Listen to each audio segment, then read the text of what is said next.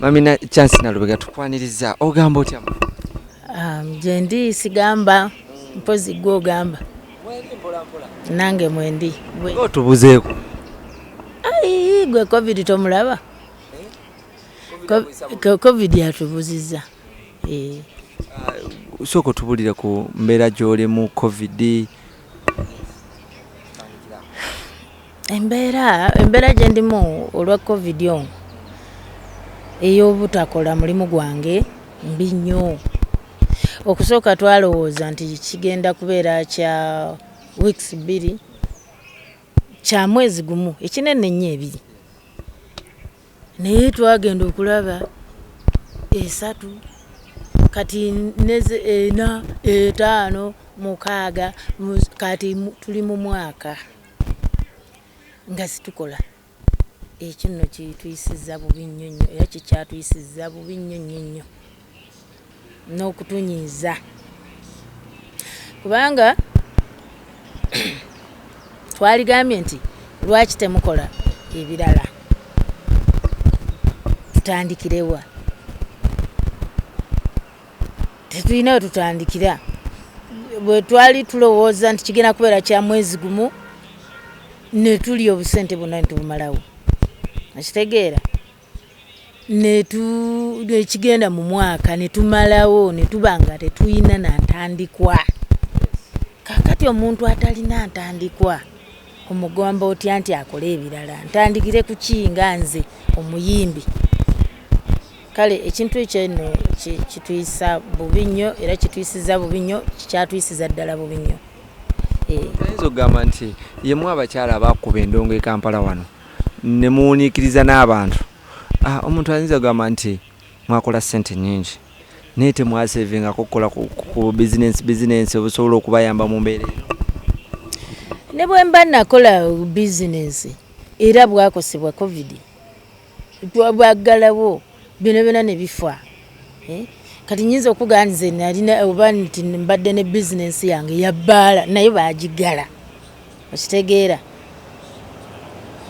kuga byonna byafa.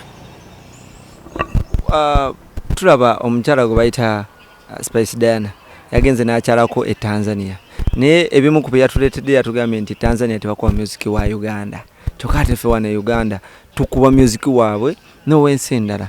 Ekyo kyogerako ki? Tanzania tebakuba music wa Uganda lwaki? Wayiteekwa okubaawo ensonga.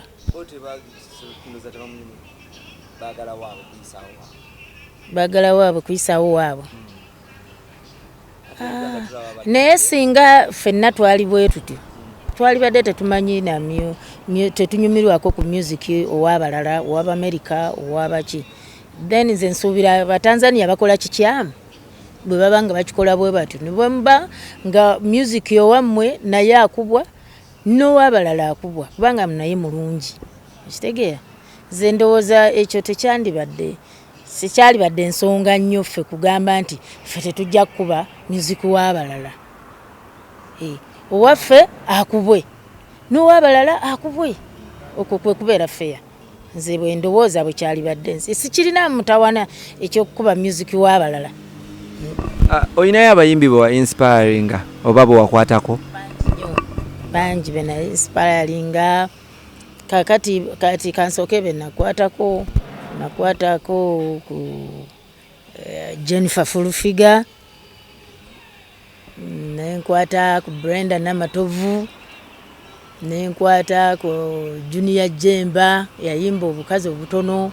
Ekyo nno si kyangu ng'omukazi kubanga nabakwatako nganze omukazi bali baana bange mu bandi yange nga mbaagaliza babeere nabo baveeyo nange ne bandi yange egende mu maaso nange kwega tubeere nga si nzaali mu nzekka mu bandi nti nze ndeeta abantu naye nga njagaliza n'abato. Ogenze n'oyogera ku bayimbi Jennifer Fulufiga ne ku bantu bayogera abamu inspiringa okumukwatako erinnya lyo nga teririimu. Olimbye Jennifer Fulufiga ayogera ku Bassemakula nedda omuwaayiriza Benakolako naye ku interview emu yaŋŋamba Bassemakula, ba Geoffrey Lutaaya, ba Ronald Mayinja Jennifer era nze kennyini muwulira ndowooza ku olwo teyanzijukira ndowooza ku olwo teyanzijukira bujukizi naye nga emirundi mingi nga nkola ki nga muwulira bambi bw'abanga ayogera ankulembeza nnyo era nga ntwalanga maama we kumpi. Gwe nga gwe yakwata ku Full-Figure twalaba yaddamu akayimbako mukyakale naye womuwako olukusooka ddamu mukyakale akayimba ako siyadda mukange olwange baluyita abakyakala mukyakale. Kati olulwe baluyita mukyakale lugenderera ddala nga luli lwe yakola olulwo lugenderera ddala nga Jennifer Full-Figure lwe yakola abantu ne tuko okugamba nti yadda mu luyimba lwo.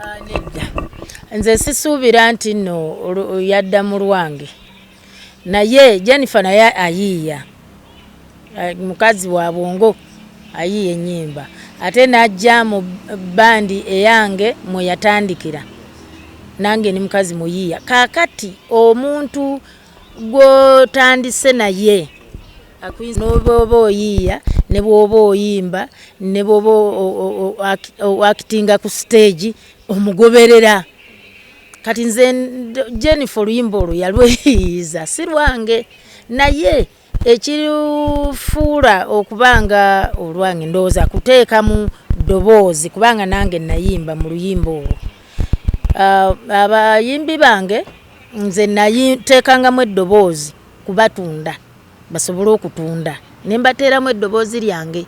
Kati neebali abasajja abaafulumyanga ennyimba tebakkirizanga kufulumya nnyimba z'abo baana bapya nga temuliimu ddoboozi lyange nga tebaagala kuzifulumya nga basuubira nti tezijja kutunda. Kati y'ensonga lwaki nateekangamu eddoboozi lyange ne mu lwa Brenda era nze nateekamu eddoboozi lyange naye nga lwa Brenda nalwo lwa Brenda naye kati ndowooza olw'okubanga nalutandika nze natandikanga kubanga nze manyi nnyo okubaakinga n'amaloboozi nga manyi. Kati twabanga tetulina baana babaakinga bamanyi kubaakinga ne mbabaakinga abayimbi bange basobole okutunda.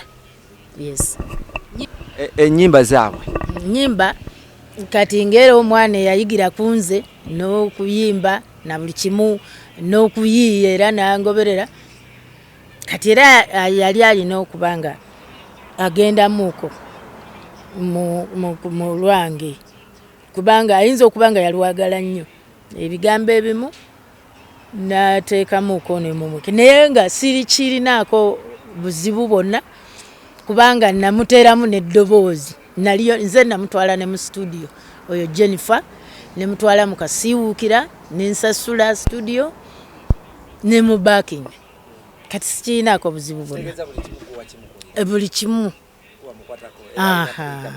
Era mpita maama we mu music naye maama we era nga Jennifer talina buzibu bwonna. Naye Jennifer Full-Figure nga ayitiriza nnyo okuwemula ebigambo nga asindika bisavu binene nnyo omuntu talooze nti n'omukyala Chance Nalubega ayinza okuba nga ali bw'atyo.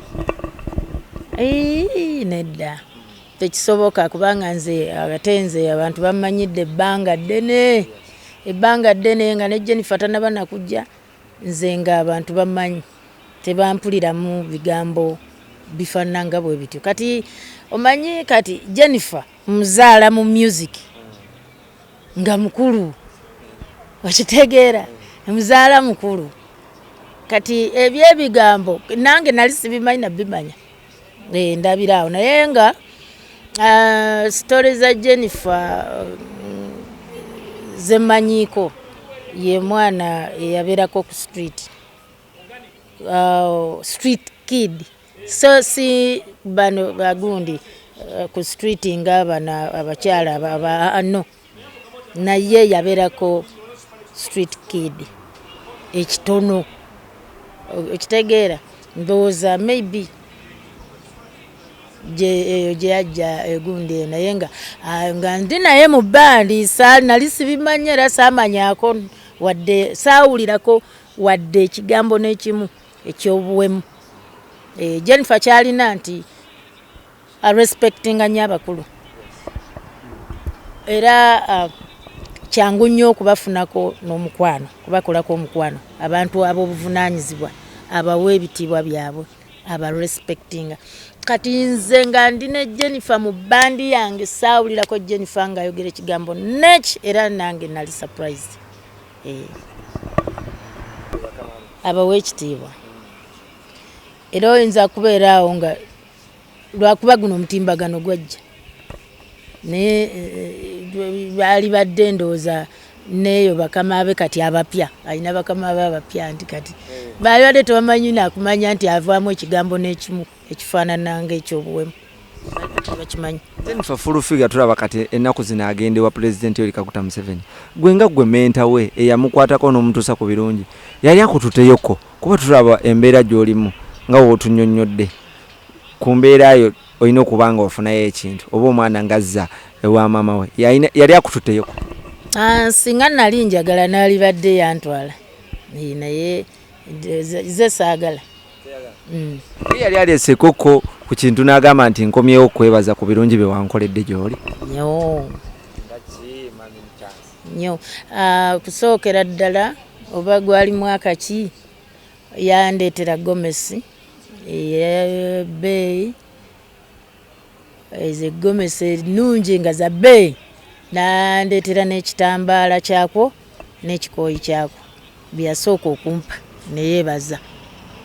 Maama wange omulungi singa teyali ggwe singa siri bwe nti nkwebaza kwata nampa olulala. Era nandeetera nali ngenze bweru eyo eka nali ndese abantu bange nga bali awo era n'abaleetera ebyokulya emmere n'agula matooke ennyama biki n'aleeta bantu ba maama wange bakole ki. Kati wano mu COVID-19 nga tugenda okulonda anti abantu baali beetegekera emmere beetegekera buli kimu era yampeereza esente maama wange weetegekere munnange tetumanyi kinaabaawo biki nampayo sente. Christmas ng'amanyi maama we takola batugaana okukola talina ki nampeereza $50 n'akasawo ka sukaali n'abimpeereza. Kati oyo watayagala oyo era atasiima oyo bona osiima otya? Gwe nga maama we lwaki temutugambirako n'akendeeza ku bigambo byawulumula omukyala nga awulumula ebigambo ebinene? Anti kati yolaba omwana bw'ava mu mikono gyo omwana bw'akula obeera omuyinako obuyinza ng'akyali muto ne kati bw'akula n'afuuka mukulu munno oba tekyamuyinako obuyinza. Kati oba nga tewamugolola awali mu buto nga teyagololwa ali mu buto kati wano mu bukulu bw'omugamba abanga amuvumye ayinza n'okukyawa ayinza n'okukola ki. Naye sometimes era bwe ndaba wababye naddala nga ku Buganda muwabula era atawabulwa bw'omuwabulwa ng'akuwa levu muwabula nze antwala nga muzadde. Nakugambye nti Jennifer